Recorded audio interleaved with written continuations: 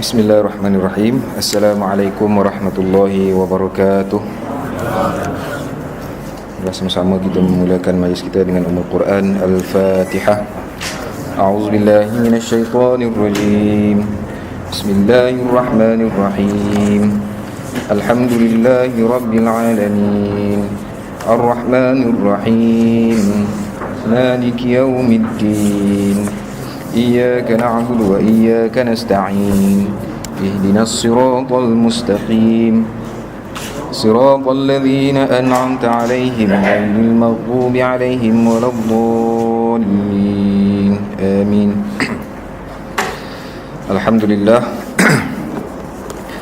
الحمد لله الذي كان بعباده خبيرا بصيرا تبارك الذي جعل في السماء بروجا وجعل فيها سراجا وقمرا منيرا أشهد أن لا إله إلا الله وحده لا شريك له وأشهد أن محمدا عبده ورسوله الذي بعثه بالحق بشيرا ونذيرا وداعيا إلى الحق بإذنه وسراجا منيرا اللهم صل على محمد وعلى آله وصحبه وسلم تسليما كثيرا أما بعد.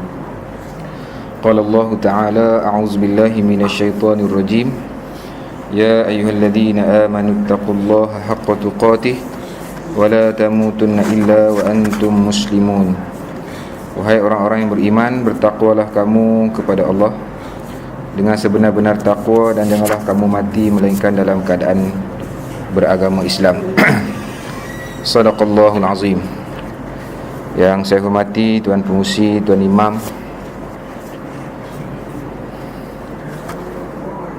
ahli jawatan kuasa masjid, tuan-tuan, puan-puan, muslimin, muslimat, ibu-ibu, ayah-ayah yang dirahmati Allah sekalian.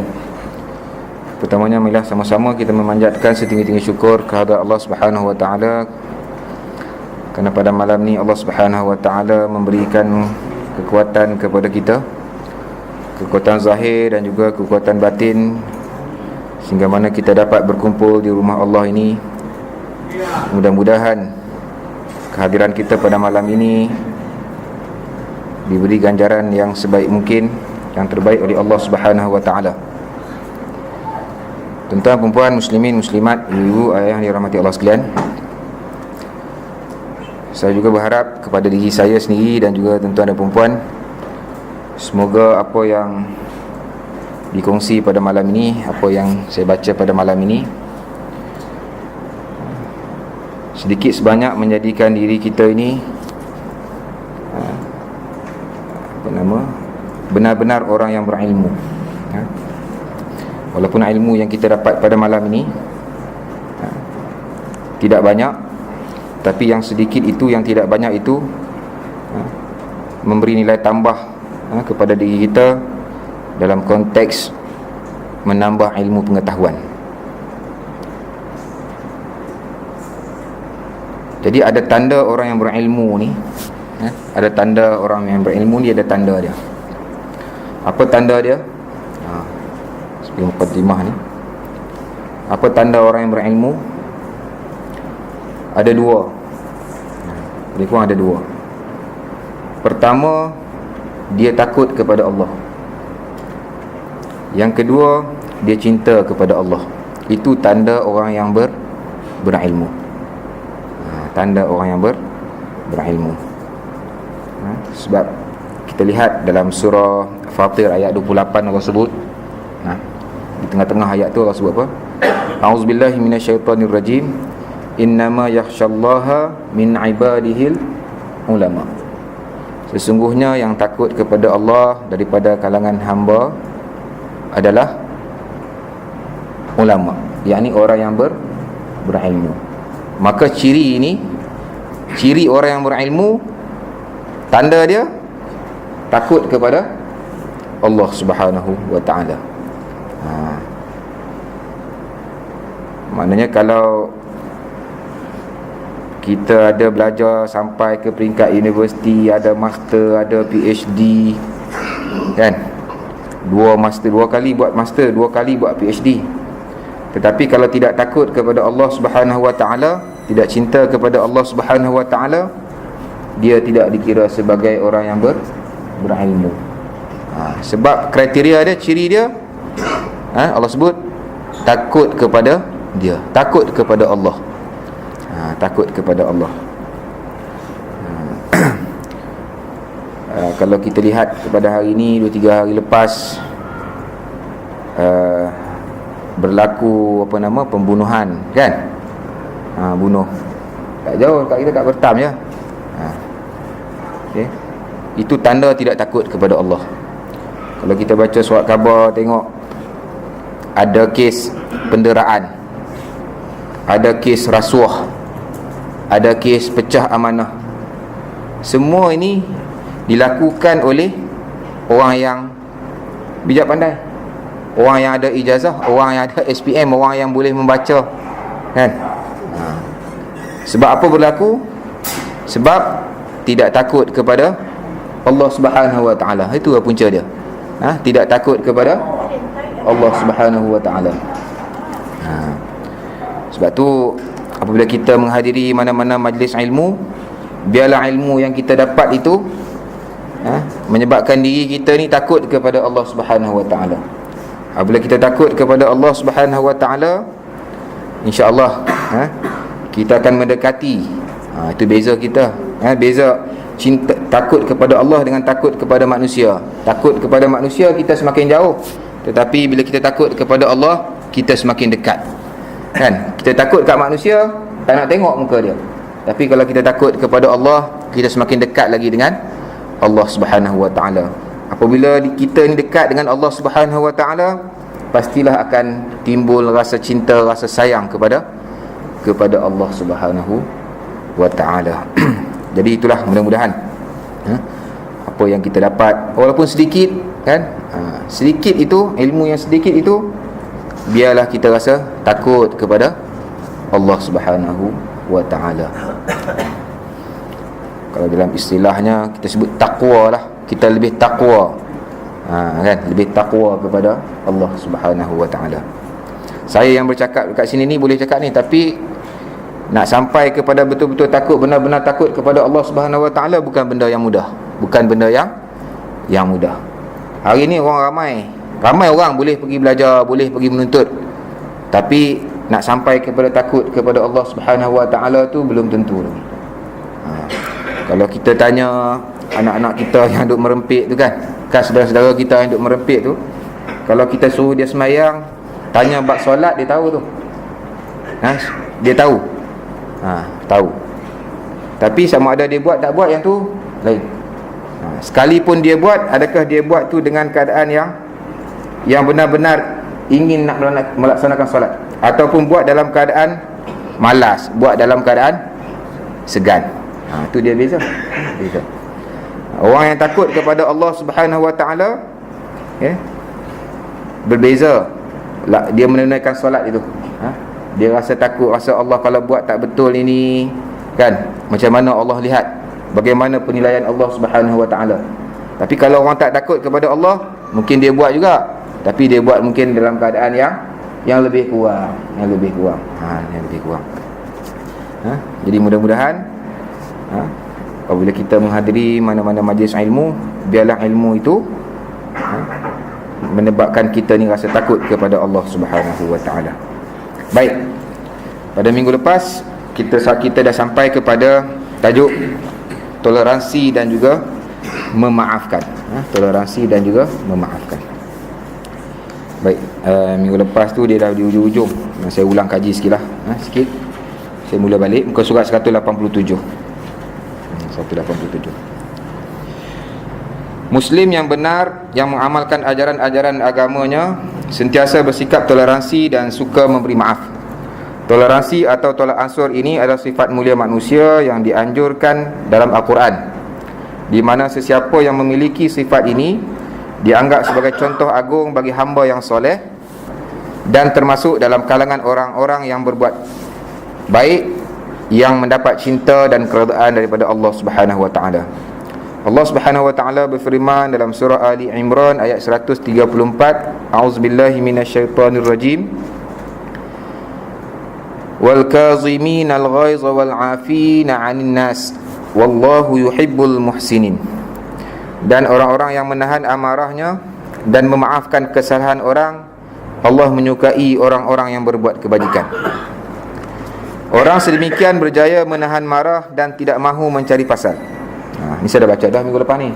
Udah balik sikit lagi. Mereka telah membebaskan diri mereka daripada beban kebencian dan masuk ke dalam dunia baru, iaitu dunia toleransi dan dunia kemaafan. Toleransi dan memaafkan ni, dia dekat-dekat. Dia dekat-dekat. Mereka mempunyai kesucian hati dan ketenangan minda. Dan lebih penting lagi, mereka telah berjaya mendapatkan cinta dan keredaan Allah Subhanahu wa ta'ala. Jadi sifat toleransi, sifat tolak ansur, sifat suka memaafkan orang lain, mudah memaafkan orang lain ni, dia berpunca daripada hati. Sebab tu orang yang mudah tolerate, mudah tolak ansur dengan orang, mudah lebih kurang dengan orang, mudah kompromi dengan orang lain, kan? Itu tanda hati dia suci. Kalau orang tu dia jenis suka mudah maafkan, kan? Mudah maaf. Orang buat salah pada dia, mungkin dia boleh mampu balas balik, kan? Tapi dia lebih memilih untuk memaafkan, kan? Orang ni dia ada apa?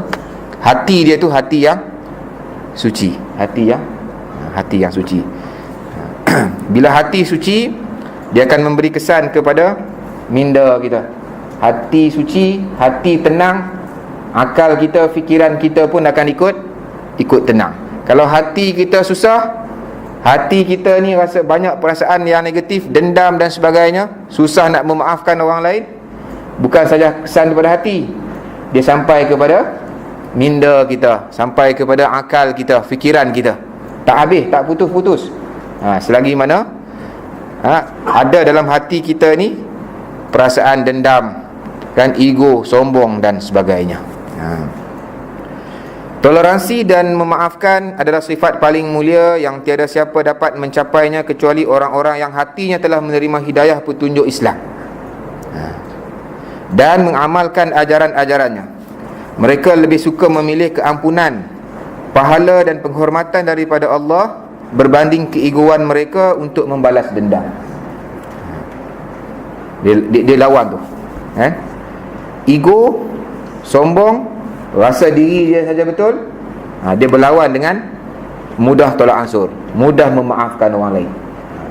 Kalau dia dalam diri kita ini mudah untuk memberi kemaafan kepada orang lain, maknanya dalam diri kita tu ada kurang sifat ego. Kurang sifat ego, kurang sombong. Tapi kalau kita susah nak maaf, ego, sombong dia lebih, kan? Dia lebih.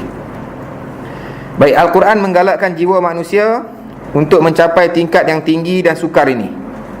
Jadi nak capai tahap ni bukan benda yang mudah, kan? Bukan benda yang mudah, sukar. Ia membenarkan orang yang tertindas agar membela diri sendiri dan melawan penindasan tersebut. Dalam Al-Quran memang boleh, memang dibenarkan kita untuk kita melawan kezaliman. Orang buat zalim kepada kita, memang kita dibenarkan untuk melawan kezaliman tersebut. Nanti kita jumpa ayat Quran lepas ni. Jadi Al-Quran membenarkan kita membalas kesakitan, kecederaan, mata dengan mata, kata penulis, tetapi tidak membenarkan orang yang telah dianiaya dipengaruhi oleh keinginan hawa nafsu dan dendam sahaja. Sebaliknya, dengan lembut membawanya ke arah tingkat kesabaran, toleransi dan kemaafan, serta menjelaskan bahawa untuk melaksanakannya memerlukan tekad dan kemahuan yang kuat. Firman Allah Subhanahu wa taala dalam surah Asy-Syura ayat 39 hingga 43.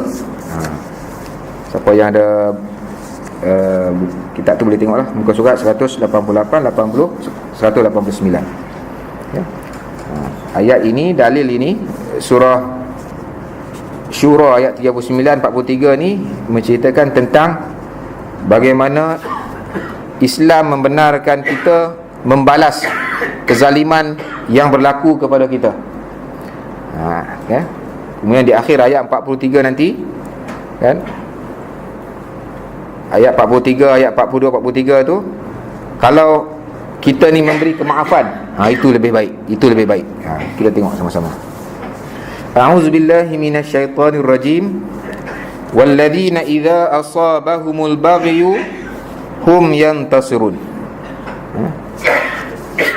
Walladzina idza asabahumul baghyu hum yantasirun. Dan bagi orang-orang yang apabila mereka diperlakukan dengan zalim, mereka membela diri. Kalau kita ni dizalimi, maka kita berhak untuk membela diri. Wa jazaa'us sayyi'atin sayyi'atu misluha. Faman 'afa wa aslaha fa ajruhu 'ala Allah. Innahu la yuhibbuz zalimin. Dan balasan sesuatu kejahatan adalah kejahatan yang serupa. Maka barang sesiapa yang memaafkan dan berbuat baik, maka pahalanya atas tanggungan Allah. Sesungguhnya dia tidak menyukai orang-orang yang zalim. Dia boleh balas, tapi dia lebih memilih untuk memberi kemaafan. Okay? Dia boleh balas, kan, boleh balas, tapi dia pilih untuk memaafkan orang ini.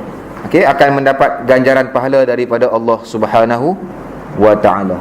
Allah saja tahu besarnya nilai pahala yang Allah Subhanahu wa ta'ala bagi kepada orang yang memilih memberi kemaafan ini daripada membalas.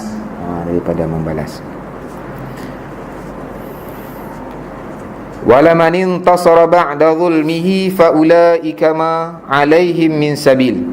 Dan sesungguhnya orang-orang yang membela diri sesudah terkena tidak ada satu dosa pun terhadap mereka. Boleh, ya? Dibenarkan. Innamas sabilu 'alal ladzina yuzlimuna an-nas wa yabghuna fil ardi bighairil haqq ulaika lahum 'adzabun alim. Sesungguhnya dosa itu di atas orang-orang yang berbuat zalim kepada manusia. Sesungguhnya dosa itu di atas orang-orang yang berbuat zalim kepada manusia. Buat zalim ada dosa, besar kecil, kan? Pasti ada dosa. Pasti ada dosa. Kita boleh berlaku zalim dalam banyak keadaan. Kadang-kadang mungkin dengan kata-kata kita menyebabkan kita telah berlaku zalim. Mungkin dengan perbuatan kita, mungkin dengan perbuatan tindakan kita.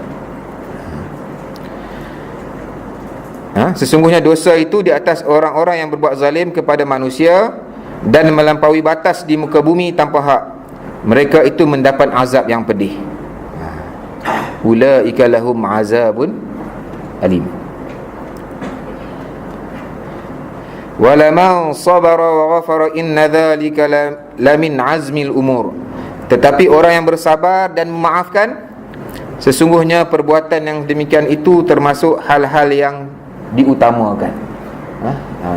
Lebih baik kalau kita bersabar dan juga memaafkan. Ini Allah sebut dalam Al-Quranul Karim. Kita boleh balas, kan? Orang buat naya kat kita, orang buat jahat kat kita, orang zalim kita boleh balas. Cara nak balas kena tengoklah, seperti mana yang telah ditetapkan oleh agama kita, kan? Tapi kalau kita memilih untuk bersabar dan memaafkan, itu lebih baik. Itu lebih baik. Kadang-kadang kezaliman tu tidaklah besar mana, tapi hati kita ni terasa juga yang bahasa kita ni dizalimi, kan? Pada saat itu, bagi orang yang memilih bersabar dan memaafkan, maka amalan tersebut, perbuatan tersebut dia lebih baik daripada membalasnya. Itu dalil berkaitan dengan sabar, memaafkan. Sabar dan memaafkan. Ketika Abu Bakar merasa sedih kerana fitnah yang didengarnya. Saya sambung muka surat 189. Panjang sikit tajuk ni, jadi saya baca lebih laju sikit. Ketika Abu Bakar Sayyidina Abu Bakar masa sedih kerana fitnah yang didengarnya diucapkan oleh sebahagian orang ke atas anak perempuannya Sayyidatina Aisyah radhiyallahu anha. Beliau bersumpah akan memotong bantuan yang telah diberikan kepada orang-orang yang terlibat dalam menyebarkan fitnah tersebut. Fitnah ni berkaitan dengan Sayyidina Aisyah, Aisyah. Kemudian Allah Subhanahu wa ta'ala menurunkan ayat surah An-Nur ayat 22. A'udzubillahi minasyaitonir rajim. Wala ya'tali ulul fadli minkum was-sa'ati an yu'tu ulil qurba wal masakin wal muhajirin fi sabilillah wal ya'fu wal yasfahu. Dari kat situ. Wal ya'fu wal yasfahu. Ala tuhibbuna an yaghfirallahu lakum wallahu ghafurur rahim. Surah An-Nur ayat 22. Dan janganlah orang-orang yang mempunyai kelebihan dan kelapangan di antara kamu bersumpah bahawa mereka tidak akan memberi bantuan kepada kaum kerabatnya, orang-orang miskin dan orang-orang yang berhijrah pada jalan Allah, dan hendaklah mereka memaafkan dan berlapang dada. Wal ya'fu wal yasfahu. Apakah kamu tidak ingin bahawa Allah mengampunimu, dan Allah adalah Maha Pengampun lagi Maha Penyayang. Itu berkaitan dengan bagaimana Sayyidina Abu Bakar akhirnya memaafkan, kan? Kerabat dia juga ni, Mustah, ada sebut Mistah, orang yang terlibat dalam fitnah Sayyidatina Aisyah. Baik, interaksi di antara individu dalam masyarakat muslimin tidak didasarkan pada saling menyalahkan, mencela dan membalas dendam ke atas perkara kecil maupun besar. Sebaliknya ia didasarkan atas sikap toleransi, melupakan kesalahan orang, memaafkan dan bersabar. Inilah ajaran Islam, dan ini juga diperintahkan oleh Al-Quran di dalam surah Fussilat ayat 34-35. A'udzubillahi minasyaitonir rajim. Wala tastawil hasanatu wala sayyi'ah. Idfa' billati hi ahsan fa idzal ladzi bainaka wa bainahu adawatun ka'annahu waliyyun hamim. Wa ma yulaqqaha illa alladhina sabaru wa ma yulaqqaha illa dzu hazzin 'azim. Dan tidaklah sama kebaikan dan kejahatan. Tolaklah kejahatan itu dengan cara yang lebih baik. Maka tiba-tiba orang yang antaramu dan antara dia adalah ada permusuhan, seolah-olah telah menjadi teman yang sangat setia. Sifat-sifat yang baik itu tidak dianugerahkan melainkan kepada orang-orang yang sabar, dan tidak dianugerahkan melainkan kepada orang-orang yang mempunyai keuntungan yang besar. Dan tidaklah sama kebaikan dan kejahatan. Tolaklah kejahatan itu dengan cara yang lebih baik, maknanya memberi maaf, kan? Maka tiba-tiba orang yang di antaramu dan antara dia ada permusuhan, seolah-olah telah menjadi teman yang sangat setia. Maknanya mungkin kita bergaduh, tapi bila kita memberi kemaafan, kawan kita, saudara kita yang bergaduh tadi tu, dia akan jadi baik balik. Akan jadi baik balik. Baik, sekiranya kejahatan selalu dibalas dengan kejahatan, maka hasilnya akan menjadi kebencian yang mendalam dan perseteruan yang semakin buruk. Kalau kita balas, kan, kita balas balik, kan, selalunya dia akan jadi lebih buruk.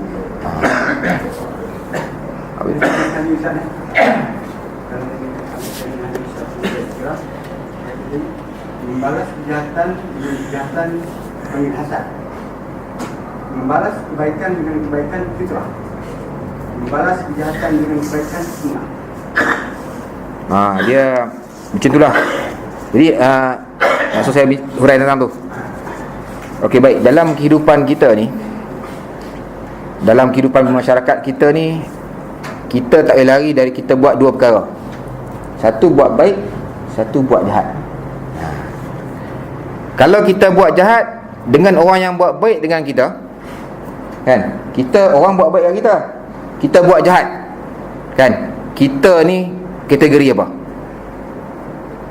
Kita ni termasuk dalam orang yang zalim.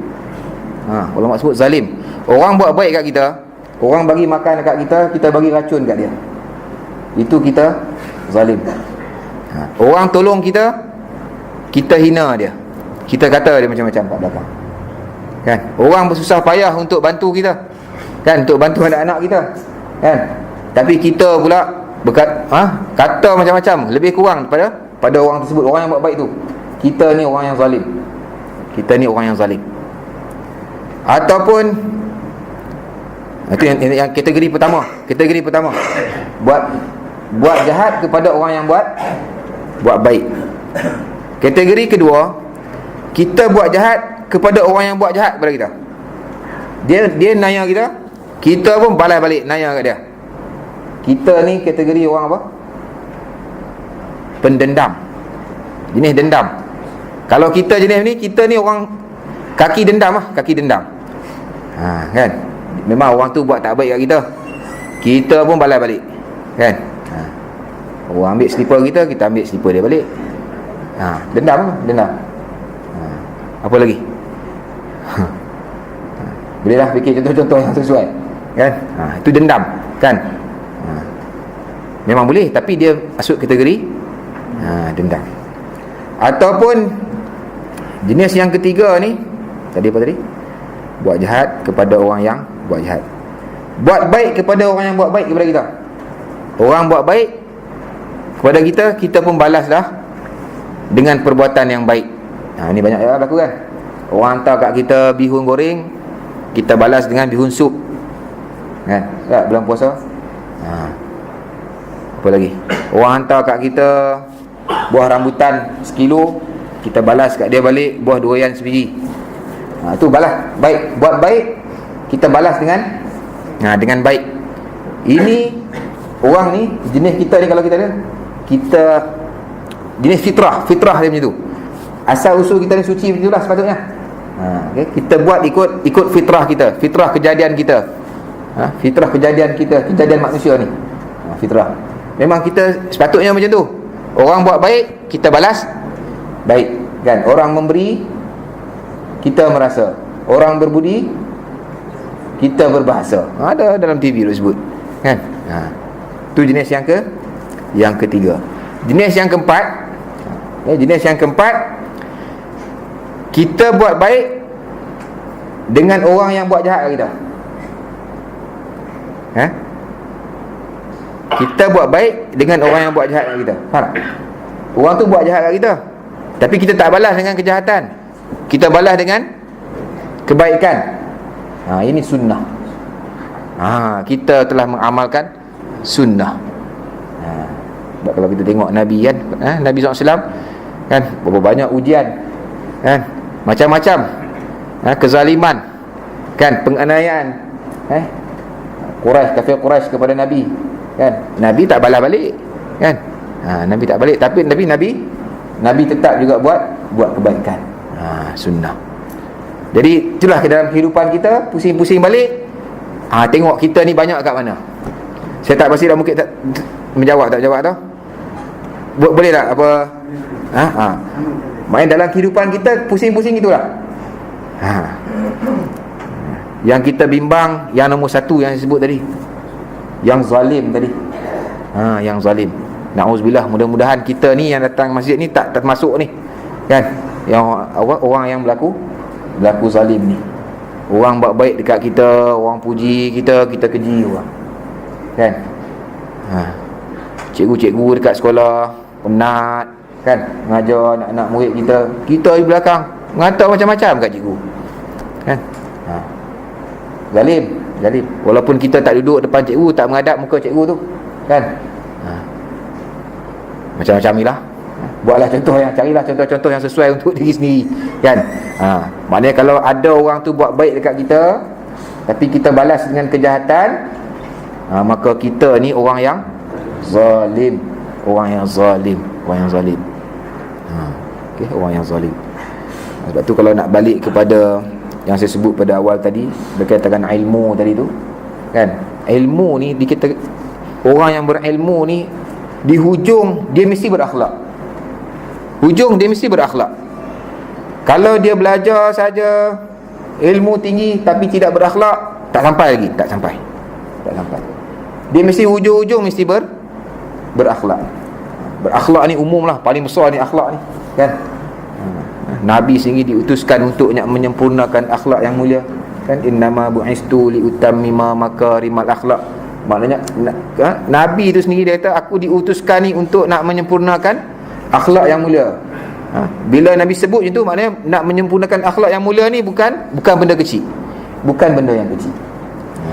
Kita datang ke majlis ilmu, datang ke kuliah-kuliah, kita boleh belajar, kan? Daripada tak tahu kepada tahu, daripada tahu kepada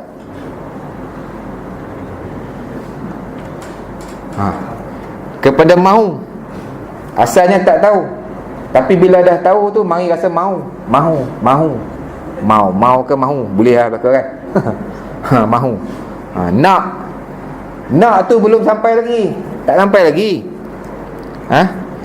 Nak tu baru duduk dalam hati. Kita balik cerita pada malam ni bab memaafkan. Kita dah fikir-fikir balik, aku ni ada ni, kan, ada orang buat salah kat aku sikit-sikit ni, kan. Nak maaf tak maaf, nak maaf tak maaf. Itu baru duduk timbang-timbang tu. Yelah, maaf pun macam berat pula, kan. Tak sampai hati nak maafkan lagi tu. Mana tak mampu lagi. Baru nak tu, nak tak nak pun tak sampai lagi. Baru tahu. Tahu apa?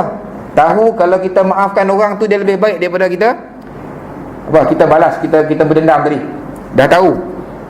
Nak buat, mampu tak mampu, tengok, belum tentu lagi.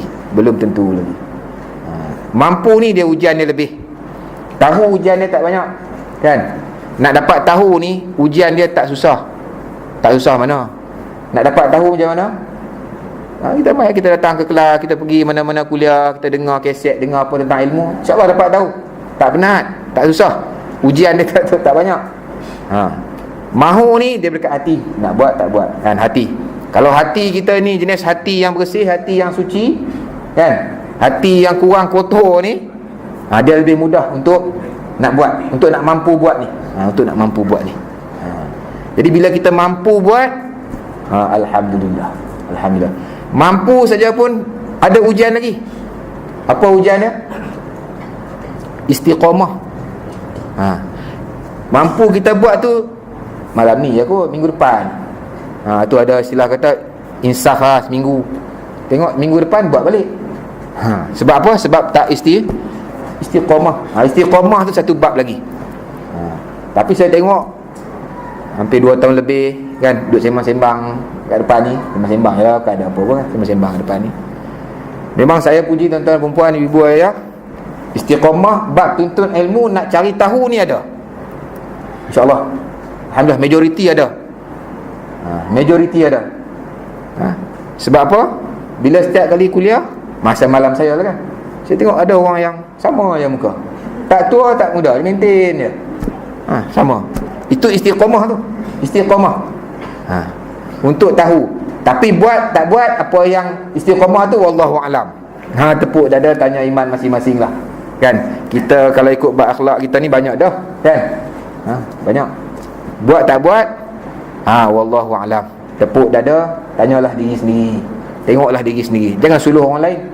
Seperti mana yang saya sebut, bila kita datang ke majlis ilmu ni, kan, jangan nak tengok orang lain. Dia ni kerak, mari tengok perangai buruk juga. Jangan itu. Jangan. Kan. Ya. Untuk betulkan diri sendiri. Tadi kita tahu sama ada kita buat tak buat. Jika ada kalau kita tahu benda itu tak baik, kita dah belajar, tapi kita masih amalkan, adakah itu kita terjatuh pada orang yang munafik? Dia, kalau kita baca ayatul munafiq salah satu tu, 3 ini kan, apabila dia cakap dia bohong, apabila dia mungkiri dia janji, apabila dia diberi amanah dia khianat, apabila dia berjanji dia mungkiri. Tu tanda. Sebab tu saya kata bila kita belajar ni, kita nak buat, bila kita nak buat, mampu tadi tu nak buat tu, dia ujian dia besar. Dalam mujahadah tu kadang-kadang kita terlepas pandang, kadang-kadang kita cuai, kan. Kadang ada masa kita rajin, ada masa kita malas. Sebab tu kata Imam Syafi'i, iman kita ni yazid wa yanqus. Ini standard imam kita ni, standard lah, standard orang biasa ni. Yazid, apa makna yazid? Bertambah, dan juga yanqus, dia berkurang. Ada masa kita iman kita bertambah tu, perfect ibadat kita, perfect amalan kita.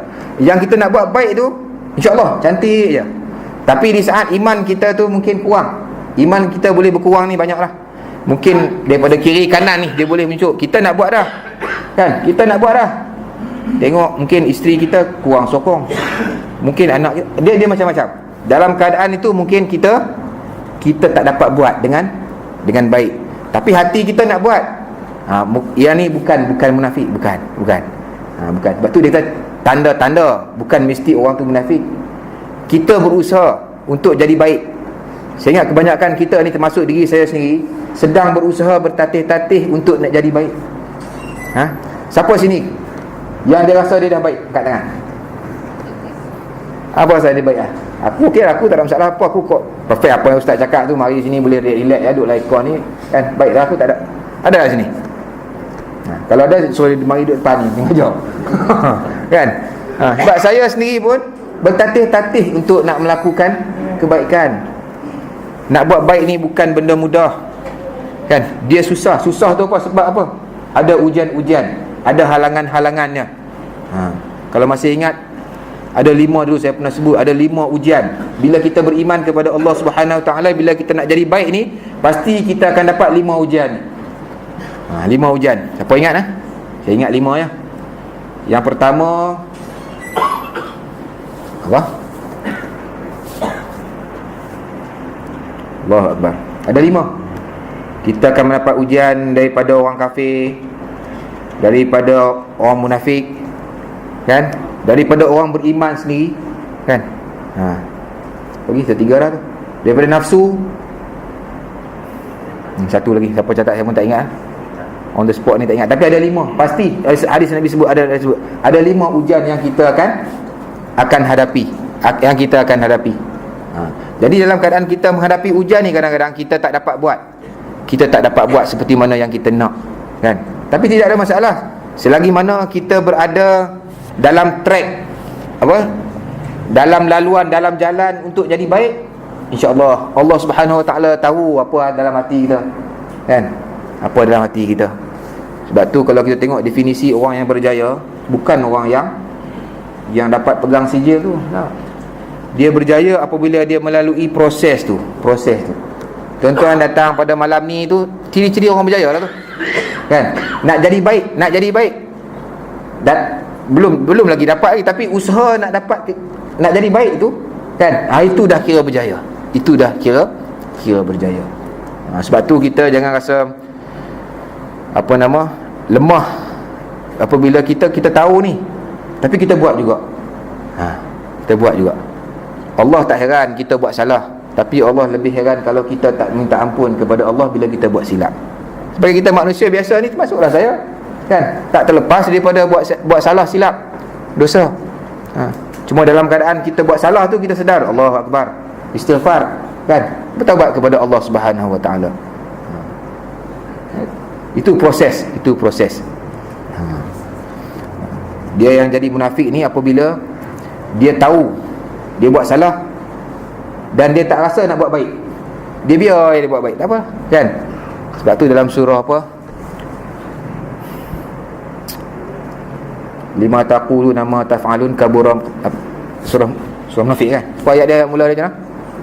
Ya ayyuhallazina amanu lima taquluna ma la taf'alun kabura maqtan 'indallahi an taqulu ma la taf'alun. Kan kabura maqtan 'indallah, maknanya besar di sisi Allah ni dosa besar. Orang yang bercakap tapi dia tak buat. Lepas tu takut. Saya di depan ni pun takut. Cakap bab maaf, bab toleransi, tapi kitalah orang yang paling hebat pendam, contoh, kan? Takut apa? Takut termasuk tadi tu, kabura maqtan 'indallah tu, kan? Di sisi Allah Subhanahu Wa Taala ni kita buruk, kan? Dosa besar kita. Sebab apa? Sebab cakap tak buat. Sebab tu dalam keadaan tu, bila kita dalam usaha nak melakukan kebaikan ini, apabila kita diuji, kan? Mungkin kita buat salah, istighfar kepada Allah Subhanahu Wa Taala. Jangan biarkan kita terus menerus buat benda yang salah tersebut. Wallahu a'lam. Kan? Wallahu a'lam. Maknanya itulah ujian. Sebab tu tak pelik orang yang bila dia buat salah, dia rasa dia buat salah, okey kan? Yang jadi masalah, dia buat salah, dia tak tahu yang dia buat salah. Ini masalah. Dia suka zalim orang, dia tak tahu yang dia sedang menzalimi orang. Ini masalah. Tapi kalau dia buat zalim kat orang, Allahu Akbar, kan? Dia sedar, aku ni ada melakukan kezaliman kepada orang hari ni, kan? Ada buat zalim kat orang. Astagfirullahalazim. Kalau dapat jumpa dengan orang tu, minta maaf. Minta maaf. Minta maaf. Jadi itulah dalam keadaan-keadaan kita nak jadi baik ini, kita perlu lalui mujahadah ni. Lalui mujahadah. Tidak mudah, kan? Baik. Wallahu alam. Boleh tak tahu?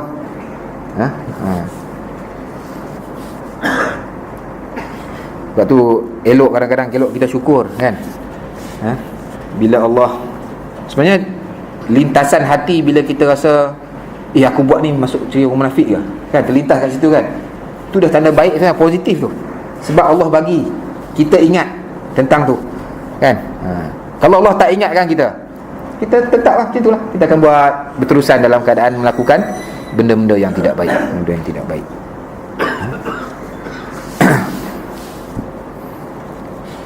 Baik, bila kita bagi kemaafan kepada orang ni,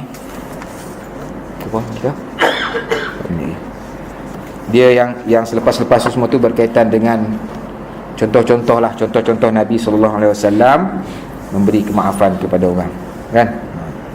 Mungkin minggu depan kita masuk tajuk baru. Cuma malam ni ada 4-5 minit lagi. Kalau kita boleh, kita tengok apa kebaikan apabila kita bersikap toleransi, tolak ansur dan memberi kemaafan kepada orang lain ni. Antara kelebihan yang pertama yang kita dapat, hati kita lebih tenang.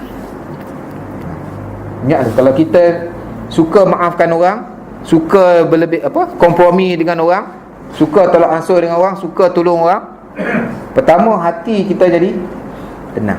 Hati kita jadi tenang. Allahu Akbar. Hati tenang ni satu nikmat yang besar, tuan-tuan. Betul tak, Bu? Hati tenang. Bila hati tenang, yang lain-lain insya-Allah dia akan ikut tenang. Tapi kalau hati kita susah, hati kita penuh dengan rasa berdendam, marah, benci dan sebagainya, dia memberi kesan kepada seluruh anggota badan kita yang lain. Hati kita ni penuh dendam, tangan kita pun akan membawa melakukan benda-benda yang tak elok. Yang tak elok. Tapi kalau hati kita tenang, insya-Allah, kan? Bukan saja kita tak buat benda yang tak baik, kita nak melakukan kebaikan pun tenang hati kita. Semayang pun Allahu Akbar, lapang hati, boleh fokus. Tapi kalau dalam hati kita ni ada dendam dekat, kan, jiran-jiran kita tu main masjid sama macam kita juga. Kita pun datang masjid juga.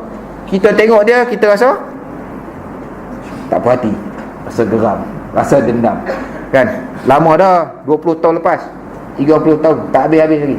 Tengok anak dia, kita tengok anak dia pun kita geram kat anak dia. Anak dia tak dosa pun, kita tak ada apa. Boleh kita ibadat dengan baik, kita dengan tenang, dengan aman. Boleh tak kita Allahu Akbar, tenang je hati kita. Kena pula duduk sebelah kita, Allah mari duduk pula sebelah aku ni, kan? Dah lama dah aku duduk geram, kan? Lama. Boleh tenang tak? Tak boleh, kan? Tapi kalau kita tenang, hati kita tenang, memaafkan orang. Sebab tu Dr. Fazil Hamzah selalu sebut, kan, malam-malam sebelum tidur, bukan masa tidur, sebelum tidur dia kata maafkan orang. Maafkan kalau suami, maafkan isteri maafkan suami, maafkan anak-anak, maafkan jiran-jiran, kan? Kalau kita jadi bos, kan, maafkan staf-staf kita. Kalau kita jadi apa saja, kan, maafkan orang. InsyaAllah hati tenang, tidur pun tenang, tidur tenang. Itu yang pertama. Yang kedua, apabila kita mudah memaafkan orang ni, wajah kita lebih ceria. Wajah kita ni lebih ceria. Boleh cubalah. Sebab kita tengok, kan, tak mahu nak kata kat siapa-siapa, kan. Tengok muka masam je dia ni, mungkin lah dia ni, mungkin. Doa yang baik-baik lah kat dia. Kot. Jangan tuduh. Ni banyak ni dendam kat orang itu, muka masam tu, kan. Jangan tuduh macam tu. Tapi kalau orang yang mudah memberi kemaafan, insya-Allah, kan, wajah tu dia lebih ceria. Sebab tu kalau kita tengok, kita macam contoh yang minggu lepas saya sebut, kan, bila kita bawa kereta lorong kecil, kan, bila kita bagi laluan pada orang, kita berhenti, kita masuk tepi, biar dalam hutan semua pun orang tu kita bagi lalu dulu, kan? Bila dia angkat tangan kat kita tu, kita rasa macam mana? Rasa marah ke rasa ni?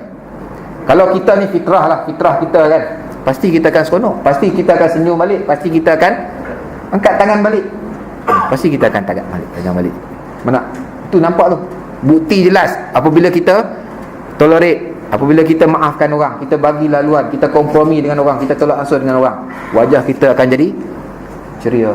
Wajah ceria, bukan muda, wajah ceria. Muda lain kan, ceria ni, senyum, suka senyum kan. Apa lagi? Saya sambung sikit lagi. Yang ketiga, kebaikan apabila kita memaafkan orang lain ini, kan, hati kita jadi bersih. Yang seterusnya, doa kita ni dimakbulkan oleh Allah Subhanahu Wa Taala. Sebab apa? Sebab kita, hubungan kita dengan manusia, dengan orang lain beres, kan? Jadi Allah mudah untuk nak memakbulkan doa kita. Dan yang terakhir, banyak lagi sebenarnya ni, kan? Yang terakhir mungkin, apabila kita memaafkan orang lain ini, dia akan menghilangkan perasaan dendam kita. Perasaan dendam. Dendam ni dia boleh bertahan lama dalam diri kita, dalam hati kita dia boleh tahan lama. Dia susah nak expired. Dia tak expired. Cara dia nak expiredkan dia, maafkan orang. Itu je. Selagi mana kita tak maaf, selagi itulah dia aktif, kan? Aktif, sentiasa aktif ni, dendam ni, kan? Jadi bila kita memaafkan orang, kan, insya-Allah dendam tu akan hilang. Ingat, dendam ni duduk dalam hati. Bila perasaan dendam, rasa diri kita saja betul, bila benda tu semua hilang daripada hati kita, barulah benda-benda baik akan masuk. Kalau benda-benda jahat, benda-benda busuk dalam hati ni banyak, macam mana benda-benda baik, benda-benda bawa wangi nak masuk, kan? Jadi cara dia, salah satunya memaafkan orang lain. Ambil peluang pada malam ni, balik kejap lagi, kan? Fikir balik, ada tak, kan, ruang-ruang yang kita boleh memaafkan orang lain. Ada ruang-ruang yang kita boleh maafkan orang lain, kan? Maafkan dah, insya-Allah, kan? Hati kita akan menjadi tenang, doa kita akan dimakbulkan oleh Allah Subhanahu Wa Taala. Bila hati kita tenang, doa kita dimakbulkan oleh Allah Subhanahu Wa Taala, insya-Allah akan lahir rasa tawaduk, rasa rendah diri dalam diri kita, dalam diri kita. Cukup sekadar itu. Mudah-mudahan ada kebaikan, mudah-mudahan ada manfaat kepada kita, sebagai bekalan kepada kita untuk kehidupan bermasyarakat kita ini, kehidupan bermasyarakat kita ini. Yang baik itu datang daripada Allah Subhanahu Wa Taala. Segala kelemahan dan kekurangan itu datang daripada diri saya sendiri. Saya mohon ampun dan maaf daripada tuan-tuan dan puan-puan kalau ada salah dan silap, terlebih kata dan sebagainya. Mudah-mudahan Allah Subhanahu Wa Taala memberi rahmat, keampunan kepada kita, insya-Allah. A'udzubillahi minasyaitonirrajim. Bismillahirrahmanirrahim. Allahumma ja'al jam'ana hadza jam'an marhuma wa tafarruqana min ba'dihi tafarruqan mubaraka wa ma'suma.